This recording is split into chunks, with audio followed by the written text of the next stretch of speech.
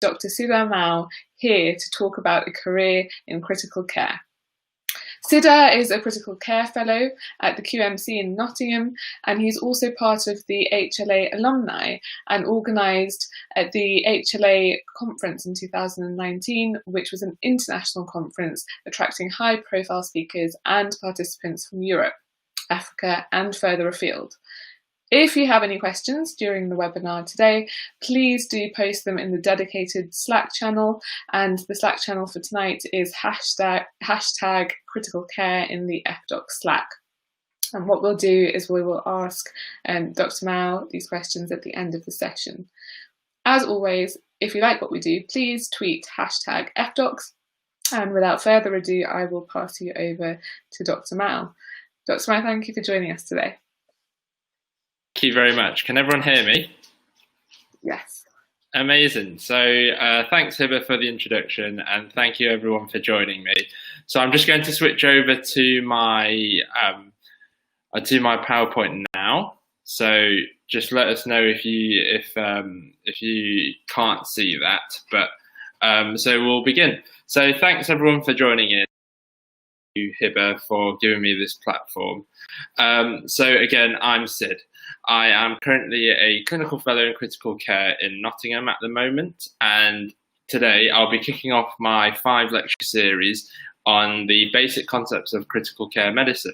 So today's lecture will just have a basic overview of the underlying principles in critical care, and in the lectures in the next 4 weeks we'll explore the main concepts behind critical care, so airway, breathing, circulation, and neuro-intensive care in fitting into disability. So the reason that I want to go, the inspiration for wanting to do this is because I think critical care is such an important part of medicine, which crosses over all specialties. And I find it quite briefly taught in medical school. And in F1, F2, we are expected to go into critical care and review patients. However, not everyone has the opportunity to have any clinical experience or any training. So hopefully in this module, or in this series, in this lecture series, you can go away feeling confident and clear-headed about the underlying principles of critical care, and in your clinical practice for the rest of your foundation program, you can approach patients in critical care with a systematic approach and not be too intimidated by the complicated devices and the fancy medications that they have on the unit. So I'd like to just start with this. So Dr. Matt Morgan in March this year, in the height of the COVID pandemic, wrote this letter, and it was a response to the media's message, where commonly you would hear, don't worry, COVID is mainly affecting the elderly, the frail and the vulnerable, or those with serious underlying health conditions. And I feel like his letter, the response to the media, the response to this message highlights very well the role that critical care plays in medicine, and also the role that doctors should play in general. I've got a video in my next slide. Hopefully it works. If not, it doesn't matter. I've quoted parts of it that I think are relevant anyway. Someone just give me a message if it doesn't work, but if I hear nothing, I'll just assume it does. But if it's just silence for the next 2 minutes, we'll find a way through it. So here we go.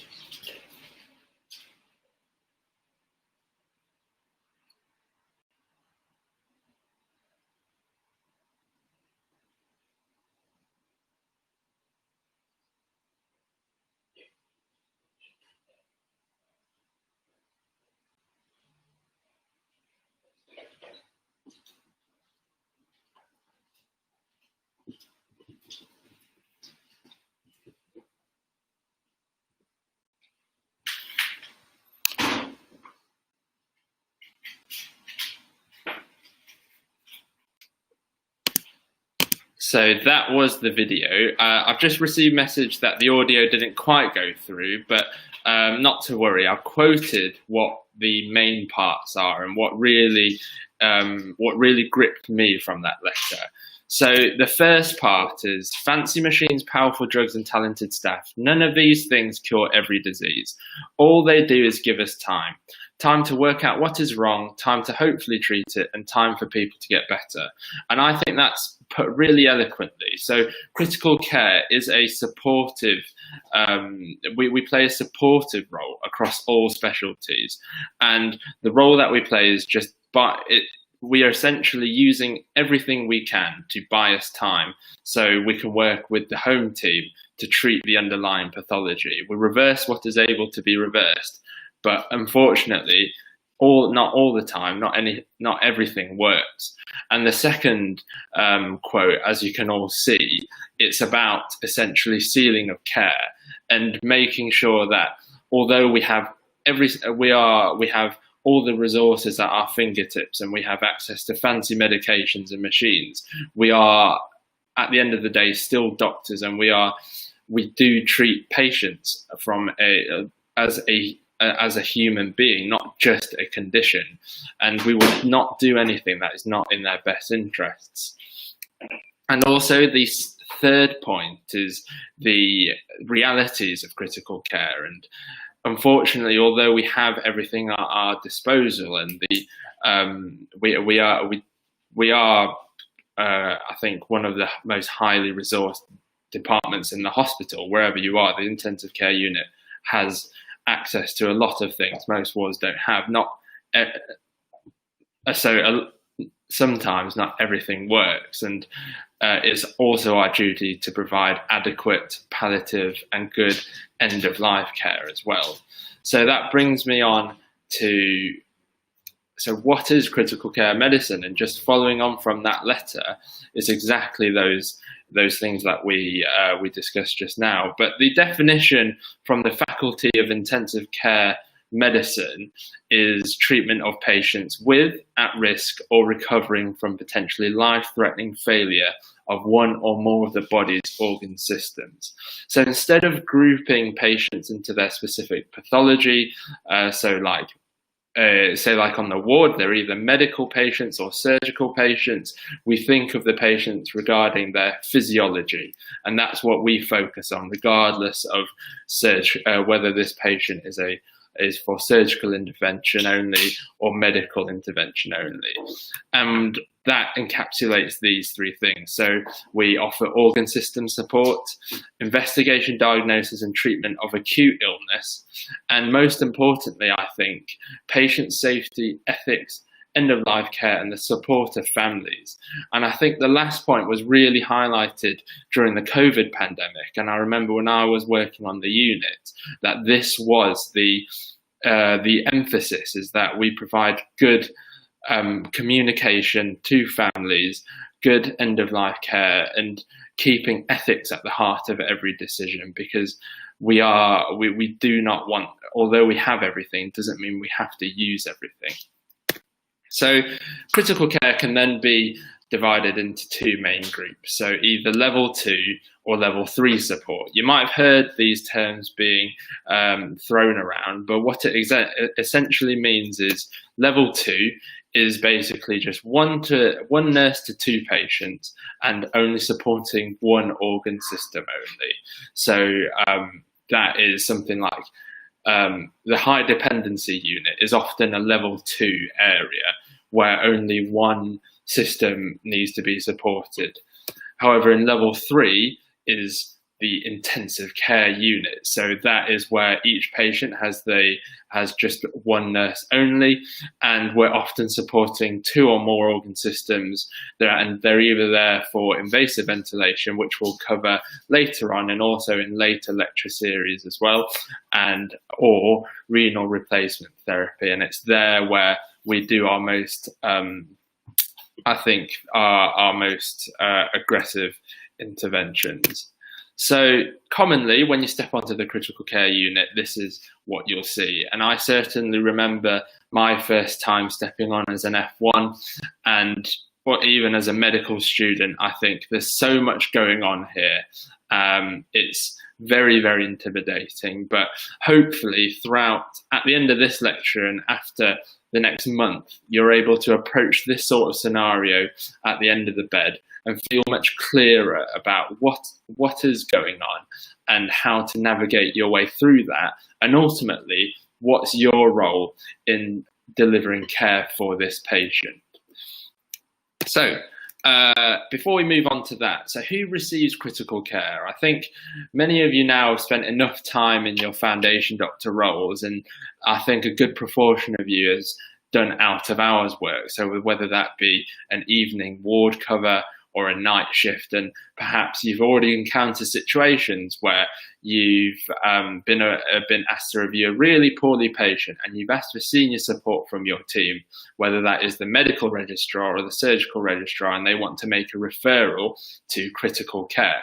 So again, when we get the bleep, so we get the bleep, and there is no real criteria, and you can't really say this is there's only 3 types of patients that move on to critical care. That's where this specialty differs from medical or surgical. We support all patients in the hospital, but there's 3 underlying questions that we always ask, and I think I've made these into the 3 R's. I think this is an easy way to think about what our decision-making process is based on. So the first R is the pathology reversible? And what I will later think, what part of their physiology is failing? Does the patient have the reserve to survive critical care? And what is the rehab potential after critical care? So in a nutshell, basically this is we're thinking to ourselves, what can we do to fix? Is there anything for us to fix? And the most important question is, does the patient have the reserve? So by reserve, we often talk about physiological reserve. And in critical care, we often like to quantify that. So the best way we quantify that is taking a good collateral history and perhaps asking, how long do you walk before you get tired? Because knowing that a patient is just independent of activities of daily living isn't enough for us to paint a picture of what would putting this patient into critical care with all those aggressive interventions and those invasive procedures, would that actually cause them more harm or cause them more or provide more benefit? And we always think a bit ahead as well. So what is the rehab potential after critical care? So when we escalate, we always think, what is the patient? Will this patient, after leaving our unit, get back to a quality of life that is acceptable? And I think all these questions are very, very hard questions to answer by yourself. And often these are discussions amongst seniors between specialties, and most importantly, if the patient is able to, with the patient themselves asking what do they want. And if the patient can't speak for themselves for whatever reason, we talk to their immediate family or next of kin. But hopefully that gives you an insight into what's going on through our heads when we get a referral. So I'll just take you through my typical day. Much like a normal day on the ward, the morning starts with handover. We have a daily review, and I'll take you through that through the remainder of this lecture. And we always get a daily consultant ward round. In the afternoon, we do our jobs. If there's any teaching opportunities, we go to that. And we always have a microbiology ward round. That's because the antibiotics are really, really micromanaged or when patients are on the unit, to ensure that that any infection or sepsis is always kept on top of adequately and appropriately. And if anyone's on the on-call, we'll receive any new admissions, emergencies inside the ward and outside the ward, and out of hours. We provide ward cover and support to our critical care outreach team, who some of you might have already encountered already, supporting the hospital at large, and going down to ED recess to review any new admissions. And I think the picture on the right, I think it encapsulates what I think we do every day. It's basically tinkering and really micromanaging. So say like this fluid management, we really, every day we make those small changes, and it's all about optimizing each system individually to make sure that the patient has the best chance of overcoming any reversible illness. So just taking you through the daily review, again, nothing fancy here. I think when I first stepped on to work in ITU during COVID, which was my first ITU experience, the first thing that the registrar told me was ITU is nothing. You can't think of ITU as anything too fancy. It's just the basics done well. And I think that stuck with me ever since. And it really is the basics, but done well. So we always review in an A, B, C, D, E, F, G format. And I think I'll take you through that individually in the next steps. And when it comes to general care, going off G, we always have a care bundle as well.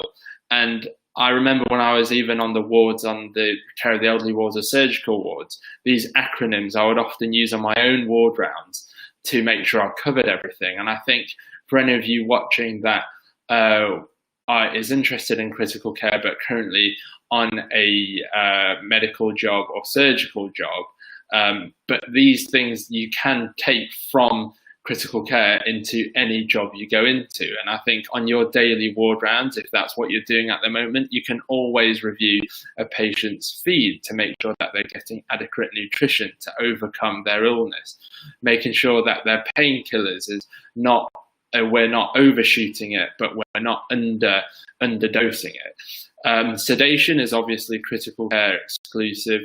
VTE prophylaxis, this is a big one. No matter where you go in the hospital, this VTE prophylaxis is something that should be reviewed every day. Head of bed elevation, that's IT specific. Stress ulcer prophylaxis, that's also specific. And stress ulcer, we always treat with prophylactic omeprazole, so PPI or histamine 2 antagonist, just because it's been found that the ICU stay for a patient is so stressful such that they have such a high risk of forming stress gastric ulcers, obviously leading to potential life-threatening consequences. So we always prophylactically cover with omeprazole or ranitidine. Tight glycemic control, spontaneous breathing, whether they are trying to breathe with the ventilator or is the ventilator breathing for them. So bowel movements as well, whether the catheter is still needed or does one need to be put in, and de-escalation of antibiotics. And I think certainly a lot of these things can be taken onto the wards. And if these things are checked every day, it provides everyone, I think all patients, regardless whether they're in ITU or not, really good, highly monitored care. So just going on to the A from our daily review. So usually when we start our daily review, we have a sheet. So we have a daily review pro forma, and it actually takes us through A, B, C, D, E, F, G. And we do go through it systematically, but instead of showing you just a pro forma and talking about how to fill in the forms, I think it's much more beneficial just for me to just have just to talk about what questions are going on in our heads when we're filling out those forms. Because I remember when I first started, the consultants kept on saying it's easy filling out the pro formas just as a tick box exercise, just as a number filling exercise. But really what it's meant to do is guide you through the review of the patient and able to provide you at the end of the review with a good enough impression so you know where to take the patient next. So are they getting worse? Are they getting better? Should we be looking at them staying on ITU longer, or should we be looking at stepping them down to level 2 or back to the wards? And when we look at Airway, these are the questions that's going on in my head. And so firstly, what Airway do they have? So I'll be doing a lecture, I think. My next lecture will be on Airway specifically, and there's a lot to say on this topic, but just from a daily review side and just a brief glimpse of what questions are going on in my head, I've just condensed it down to one slide for now. So I always ask myself, what airway is it? So the most common airways that you'll find on a level 3 unit, which is the normal IT, which is just a typical ITU, would be that they either have an endotracheal tube. So endo means that it just goes into the trachea. You can see that in the tube, there's the cuff at the end. Hopefully you can see my cursor. Just cuff at the end here, and there's the bevel, and here is where they connect it to the ventilator. So this is to make sure that the airway, this is inserted for whatever reason.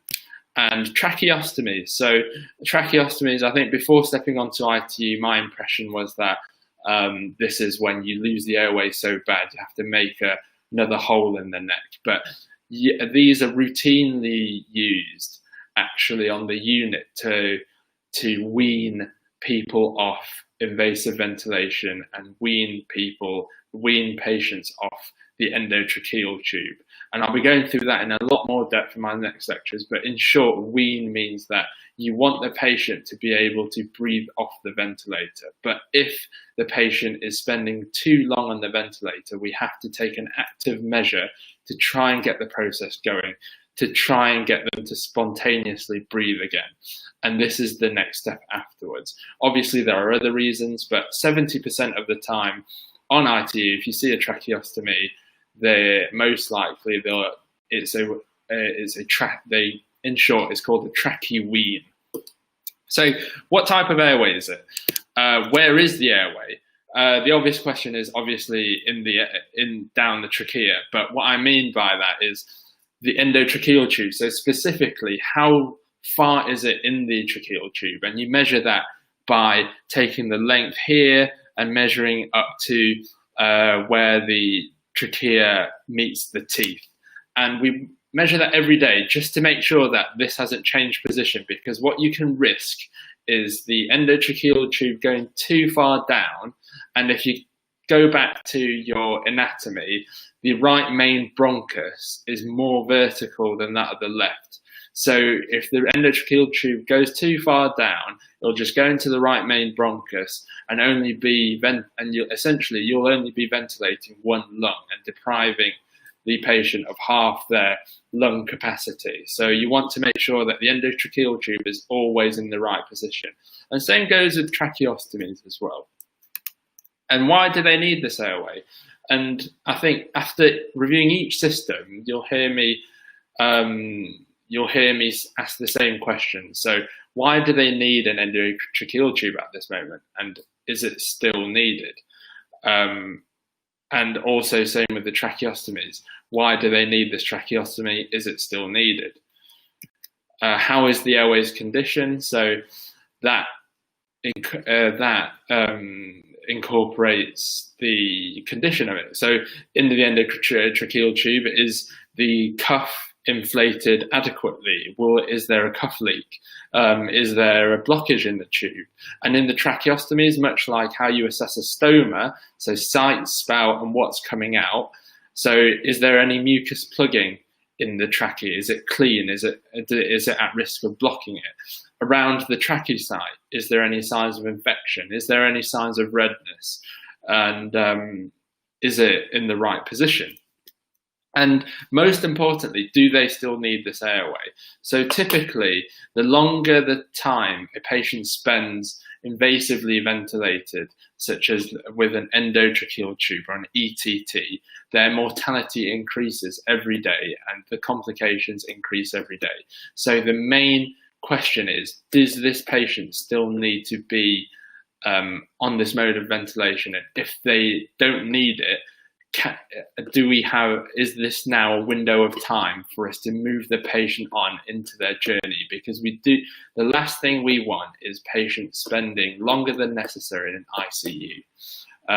That is I think the purpose of the daily review is to make sure things are moving along, things aren't stagnant, and things aren't being unmonitored, because the longer the patient stays in ITU, the longer their mortality, the higher their mortality, the higher risk they'll pick up a hospital-acquired infection, and that's fatal in patients with multi-organ failure.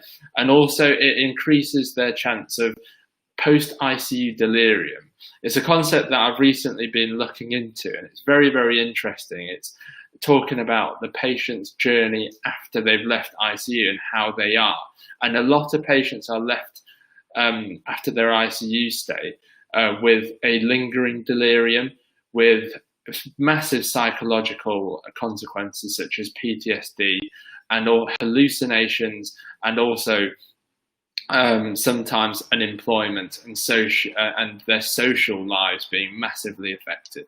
And we can really cut the chance of them experiencing the severity of these symptoms by cutting down their ICU stay where appropriate. But that's not hastening anything, but making sure they're leaving ITU at the right time, and not any later, but not any earlier. Pardon me. So going on to our next system, it's breathing. And again, don't forget the basics. So if you're asked to review an ITU patient, you can still apply those examination techniques you've been doing so well in the OSCEs and day-to-day on your job so far. So look, listen, feel. Don't be afraid to go up to the patient and assess them just as you would an unwell patient. But obviously, understandably, you'll come across this. So coming back to our chat, you'll see here, this is the ventilator. And certainly it's one of the most complicated pieces of kit, I think. It's really, whoever designed it, it really incorporates the height of physics, medicine, and it's very, very complicated. And unless you know what you're doing, I suggest but approach it with a senior. Don't go fiddling the ventilator by yourselves, especially not at FY level. So again, yes, you'll see the ventilator, and that's part of your breathing assessment here on ITU. So again, when you're looking at the ventilator, you want to know what type of ventilation they're on. So I'll be going through this in my third lecture, which is about ventilators, but in a really brief summary, you can place the mode of ventilation on a scale. So on one end of the scale, you have the patient spontaneously breathing. Right at the other end of the scale, you have the patient you have them being, so the ventilator breathing for them. And it's very, very important to distinguish right at the start what type of ventilation that they're on, because within this scale there are shades of grey. So there's supported breathing. So for example, if the ventilator is breathing for them, the next thing we do to step them down and put them the next thing we do to step them down and to wean them off the ventilator is keeping them on the ventilator, but having the patient initiate the breath and then the machine doing the rest of the work for them. So it's slowly introducing that element of spontaneous breathing, but it's really, really slowly. So it's important to distinguish whether they're on BiPAP, which is biphasic positive airway pressure, or CPAP, which is continuous positive airway pressure. So what is the machine doing for them? And if you don't know, obviously ask your senior straight away. The ventilation settings, as you can see here, this is a really good diagram, because essentially this has simplified the ventilator to one simple diagram. One of my consultants told me last week that the ventilator is essentially just a big accordion. All it is just a big piece of metal pushing air into the lungs. But what we can do is manipulate every parameter of that. So manipulate the rate that it pushes it down, the pressure that it pushes it in, the pressure that it takes it out, etc., etc. So it's always important to know what type of settings they're on and what pressures they're on, because this can provide a good indicator of how the patient is in their clinical journey, in their journey in ICU. So, and at the end of the day, what does this all mean? So you'll see, so if any of you have ITU jobs, you'll call down a load of numbers, and that's all well and good, but the consultant will ask you, well, what does this mean? So what are we going to do about all this? And again, it's all taking it back to, what does this mean for the patient? Are they getting worse? Do they need longer? Are they improving? Or are they just remaining stable? It's always one of those three outcomes, but you've got to know what the numbers mean and where it fits the patient in those three categories. So again, in breathing, you want to see how the circulation is. So you're looking at ABGs, you're looking at the chest X-rays, just as you would on a normal ward. And I think it's good on ITU because you have an arterial line. So an arterial line is essentially a cannula, but that goes in your radial artery, and it provides nurses with instant access to arterial blood to do repeat ABGs without repeatedly stabbing the patient as well. And with the ABGs, again, you're looking at the numbers and you're thinking, at the end of the day, is this patient getting worse? Are they staying the same, or are they getting better? But again, in my third lecture, I'll go into ventilators in a lot more depth. But I really like that diagram because it really, really simplifies the ventilator. So circulation, and we're asking ourselves, is there adequate perfusion in the body? Again, do not forget the basics. Look, listen, feel. So taking it back to the physiology that we learnt in med school, you might recall that mean arterial pressure is the stroke volume times the heart rate times the systemic vascular resistance. And often in ITU, instead of using a normal systolic over diastolic pressure, we like to use MAP as the value that we judge adequate perfusion. And you can tell that there's three parameters that we can control here: how much the heart is pumping out, how fast the heart is pumping, and how much resistance are in the blood vessels themselves. And this is what all this fancy gadgetry is. So as you can see here, when you're making your assessment, you look, listen, and feeling. So you're looking at, are they producing any urine? What color is the urine? How do they look? Do they look dehydrated? You want to listen, and also you want to feel. So cap refill time, taking it back to the basics. But also you want to be looking at what support they're on. So by support, I mean, what medication are we giving to influence their stroke volume? What medication are we giving to influence their heart rate? And what medication are we giving to influence their systemic vascular resistance? And I'll be taking you through this in my fourth lecture about circulation and shock and support. But essentially you might have heard NORAD, dobutamine, metraminol, all these medications influence one of these factors.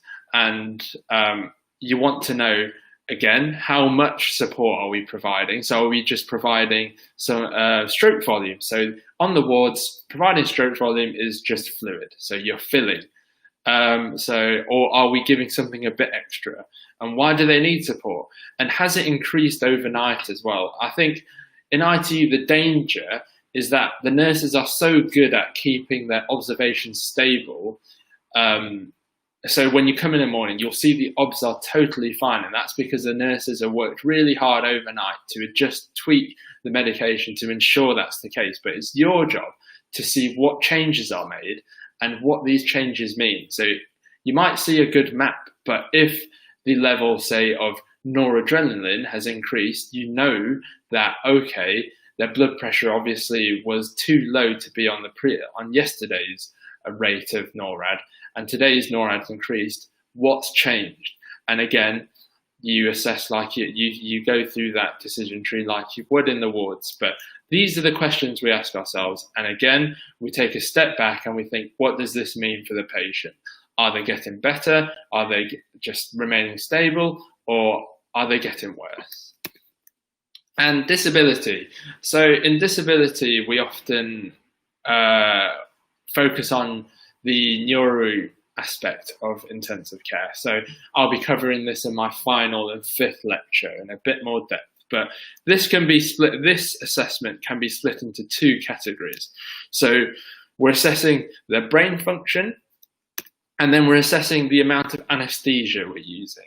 So as you can see here, the assessments that we use are based on the things that you do every day as FY, on a normal medical or surgical ward, but we're adding in that bit extra. So we assess the brain every day on the wards, out of hours. Whenever you go to an acutely unwell patient, you always assess GCS, are their pupils reactive or unreactive, and do they have any neurology? And these things are honestly still the biggest indicators of brain function. And this can determine their mortality and outcome. And it's really, really crucial that we keep a track of, is their GCS falling? Are their pupils reactive or unreactive? Is only one side reactive? Has one pupil blown? Do they have new neurology? It's often more difficult in an intubated, ventilated, sedated patient to assess neurology, because obviously they're paralyzed, whatever. They're just going to be GCS3 if they're really, really sick. But we can still assess the pupils, and it's these subtle telltale signs that really give us a good indication of how this patient is doing. And obviously, so depending on whether you're in a tertiary centre or a DGH, whether neurosurgery is locally involved or not, certainly in a place with neurosurgery, I'd imagine that that any patient with a significant head injury or head bleed would have something like an ICP bolt. So this is basically a device that goes into their head, and it just keeps a track of their ICP in real time, much like and you want to see whether the ICP has changed. And ICP stands for intracranial pressure, and other monitoring as well. There's all sorts of fancy kit that we can use. In the unit that I work on, there's something that's called CFAM. Essentially, it's real-time telemetry for the brain. So it's a real-time EEG. So normally an EEG is just like an ECG. You get a snapshot from time point X to time point Y, and you see the brain trace. But with CFAM, it's continuous monitoring. And it's all those bits of fancy kit that really distinguish that ITU really has an advantage in. So again, beware delirium. You might have the patient that is awake in ICU, but again, delirium is just as dangerous on ICU as there are on the wards, and you want to be monitoring their capacity every day, what they're like. And still, if they're delirious, you still take it back to the basics and you think, what are the most common causes of delirium? So is it pain? Is it hydration? Are they constipated? Do they have an infection? It's still the basic principles that you're applying here, just with fancier kit. So with anesthesia, so we assess something called the RAS score. It stands for the Richmond Agitation and Sedation Score, and it's a score that we use to basically assess how deeply sedated we are, how deeply sedated they are. So you can see it goes from 0 to 4 and 0 to -5, and we always want to be aiming somewhere around 0 to -1, because the trouble is, if you sedate them too much, that means a greater accumulation of the anesthesia in their blood. That means a greater chance that it will take them longer to recover past their ICU delirium. But if you go too high, that's just cruel.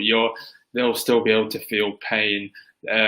they'll be really, really agitated, and rightly so. So we really want to be monitoring their RAS score. Are they deep enough asleep? Not so much that it's dangerous, but not so little that is cruel. And what anaesthetics are we using? So you'll meet patients, so each patient will require a different amount of anaesthetic and different anaesthetics. And if you take it back to what you learned at med school about anaesthetics, the anaesthesia medication can be split into three main categories. So hypnotics, medication that paralyze, and also analgesia. So commonly, most patients will be sedated and analgesed.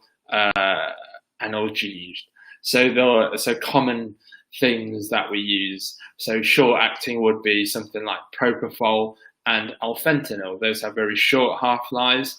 If you take them off the infusion, they'll often wake up very quickly. But if you want them to have a longer stay and you foresee their journey being longer, we'd often use morphine and midazolam. But the trouble is that if you have renal impairment, you might often, so if you remember that with renal impairment, morphine builds up in the blood very quickly, and again, that can have devastating effects. So they'll take them longer to wake up, increasing their mortality, increasing the chance that they'll have delirium, and increasing their stay. So it's really important that we assess this every day and get that balance right. So can we do a sedation hold? It took me about a few days into my job to work out what they meant by sedation hold. And sometimes they call it a sedation holiday. So what that means is, so say like you've assessed the patient and you think, do you know what? I think this patient is doing better. And I think we've got a window of time here to give them a good chance of getting back to normal. So what we can do is turn off the sedation for a moment of time and see what they do. And this is often used when we want to extubate a patient. And by extubate, we mean what we want to take that endotracheal tube out their throats. So if we take off the sedation, a normal healthy patient would often wake up and they think, what is going on? They'd feel the tube down the throat. They would, they're going for the tube, so they're wanting to pull it out themselves. They're giving a good cough, and that's what we want to do. That's why we want to do a sedation hold. We want to see, okay, if we turn off all the medication and de-anesthetize them, are they actually back to normal? And sometimes we find, okay, we've turned off the sedation. They're actually tolerating the airway quite well. And that's quite bad, because that means they're still quite poorly. They're still so drowsy from their pathological illness to actually fight against the tube, and they have no desire. Their body isn't ready for that trial of, for that tube to come out. So that's why we do a sedation when we do disability. So electrolytes, so we're coming into the assessment. So electrolytes, we want really micromanaging their electrolytes and ITU. You might hear on the wards, treat the patient, not the numbers. In ITU, it's slightly different because we're here to micromanage and give that patient down to the decimal chance they have of reversing their pathology and giving their physiology the best chance of it to normal. So often ITU, because you're so sick, you're at high risk of malnutrition and your electrolytes go out of whack. So IV replace all these electrolytes to make sure that they're normal. And you might think when you first start, hold on, we're just doing it for the sake of the number, but it's all about optimization, and it's our role in intensive. We might micromanage these. Again, if a renal status go out of whack and you're concerned, does this patient need hemofiltration? Or filtration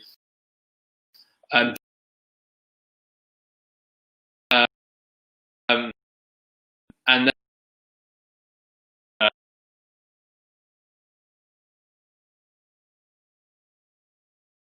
called a VAS cath, and this is the line that you use to filter patients, and some common length of time is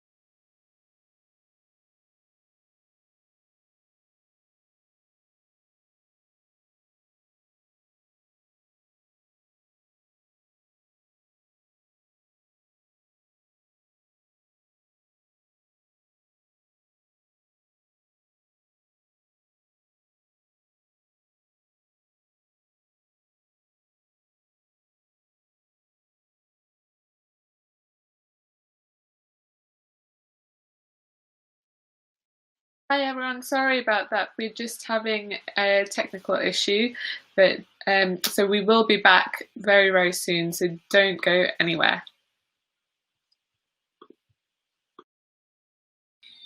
Can everyone hear me now? Yes. Oh, amazing. Sorry for that. So can someone tell me what point they lost me on? Mid electrolytes.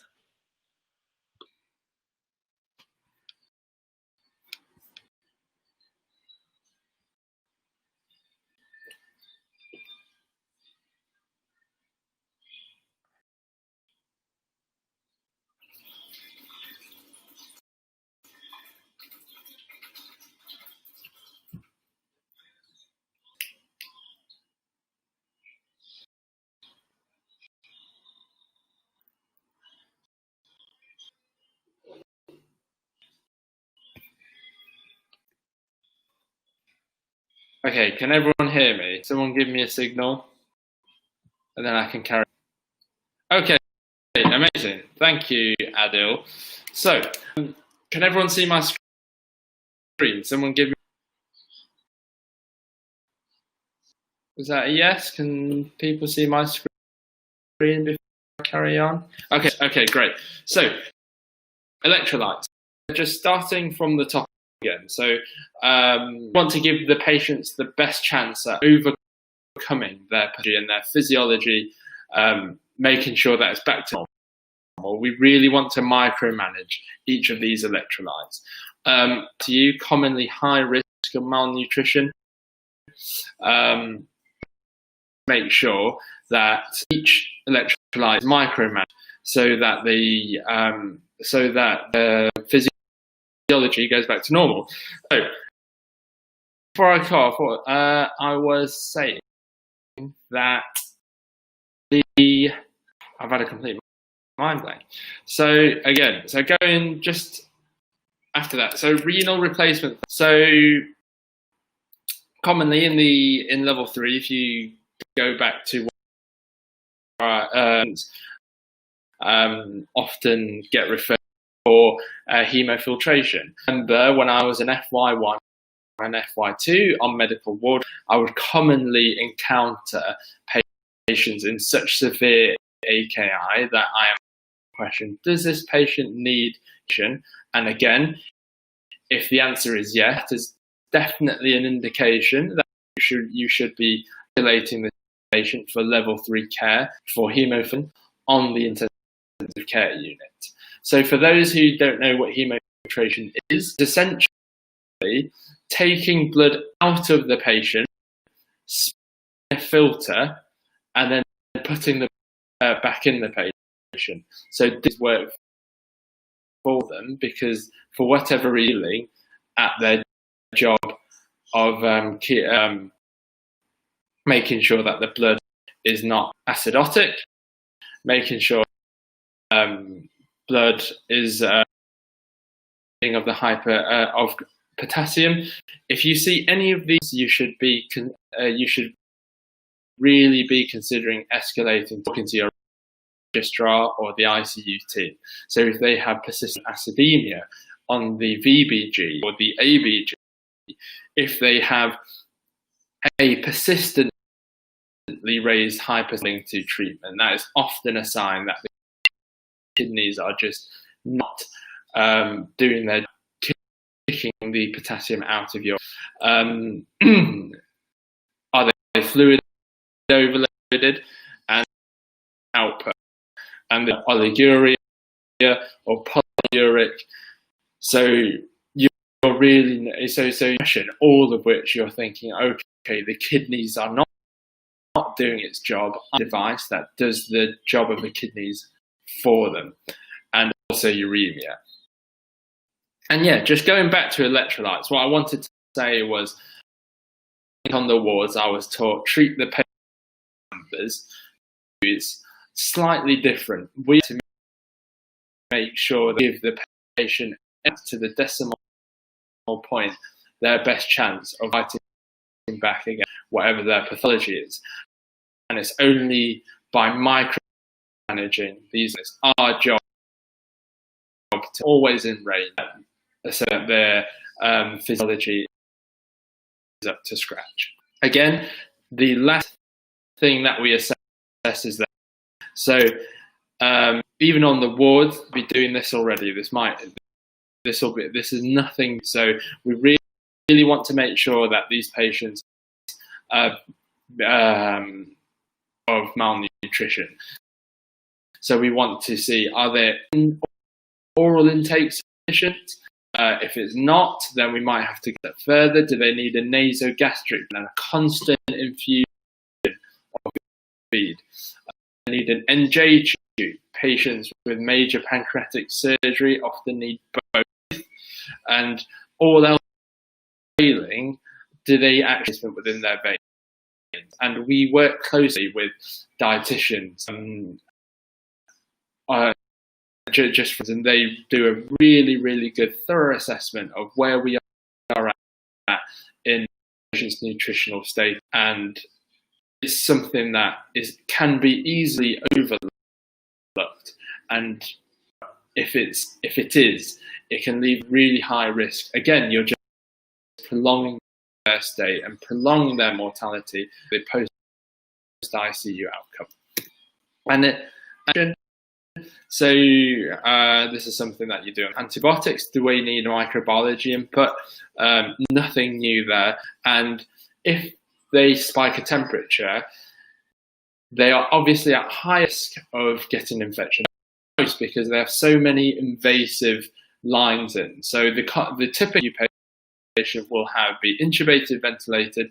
That's one risk of a ventilator-acquired pneumonia. Also, they'll have an arterial line. That's another infection risk. They'll have, does say that they're inserted in ED. That's 2 infection risks. They'll have a central line. They might have a vas cath as well. So we want to be looking at those lines, making sure that they're not infected.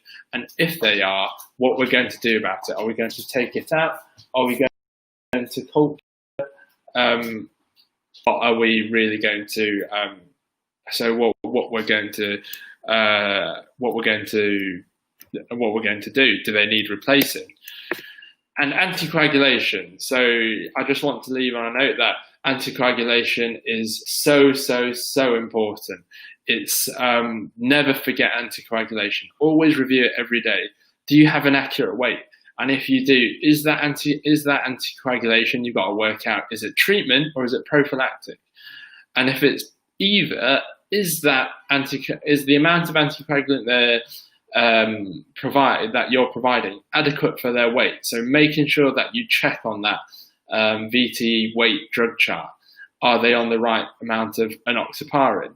And if they have COVID, again, that's another procoagulant risk. And again, that will increase the amount of anticoagulation that they need to receive.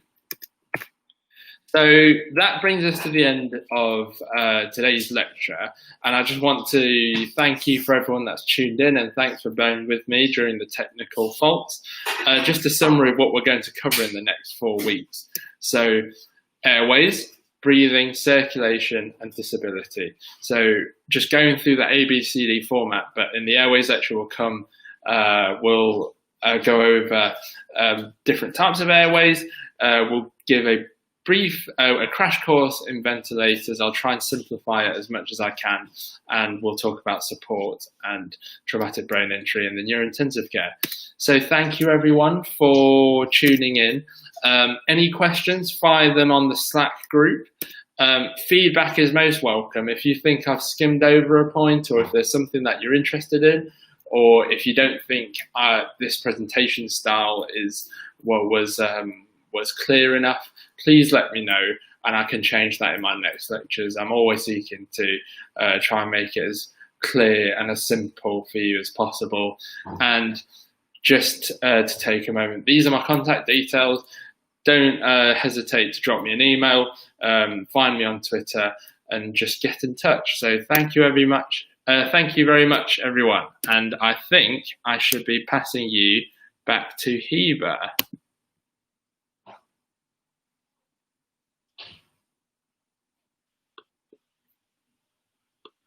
Hello. Oh. Hi, thanks so much, Sid, for your incredible talk. It was really insightful, and actually gave a really good summary of an introduction really to critical care. We do have one question, and that question is, let me just find it. Is a crash call dealt with differently on ITU than on the normal wards when there's a crash bleep?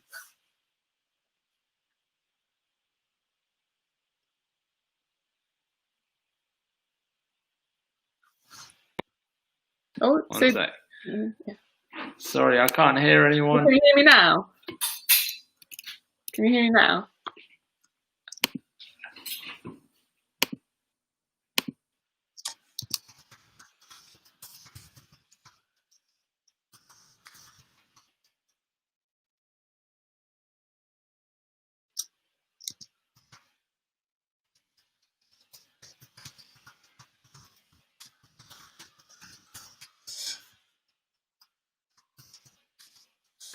Right, so I think Sid's been had a few more technical issues, so we will end it there. This talk is the introduction to a series of talks by Sid on critical care. Due to resourcing issues, the rest of the talks can only be accessed through FDocs Plus, and we make all our FDocs Plus members aware of when they're ready to be accessed. FDocs Plus has many additional benefits to FDocs, including e-learning, more virtual sim training, and virtual study days in leadership, medical education, and quality improvement, and also other podcasts and resources that you can freely access at your leisure. What's even better is that FDocs Plus can be claimed on your study budget. So if you are interested, please do drop us an email at f-docs@Medics.Academy. We will also be holding our normal regular events and the FDocs conference in October, so save the date, October the 3rd, and if you do have anything to present, please do apply for an oral or poster presentation. Make sure you check out our FDocs Facebook page and follow Medics.Academy on Twitter and tweet #FDocs to show your support.